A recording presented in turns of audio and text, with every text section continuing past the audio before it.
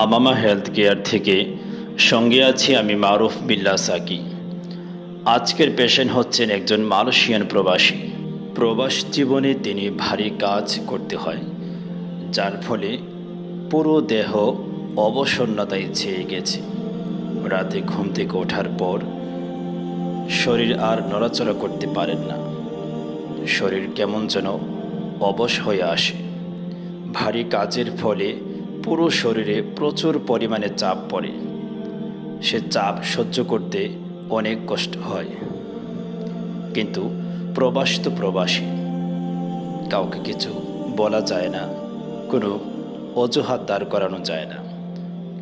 সুস্থতা অসুস্থতা সর্বক্ষেত্রে কাজের সাথে লেগে থাকতে হয়। কাজের প্রেসারে দেহটা ভেঙে যেন চুরমার হয়ে আসে, কিন্তু তবুও থেমে থাকার সুযোগ নেই। অবিরাম কাজ করে যেতে হয়।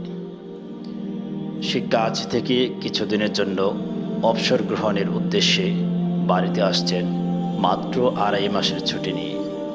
2-3 দিন বাদে আবার বিয়ের পিঁড়িতে বসতে যাচ্ছেন। এর পূর্বেই পুরো শরীরকে ডিটক্স করে আরও চাঙ্গা করার জন্য আমামা হেলথ কেয়ারে আসছেন।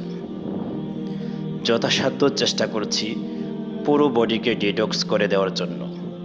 শরীরকে সতেজ ও চাঙ্গা রাখতে হিজামার বিকল্প নেই।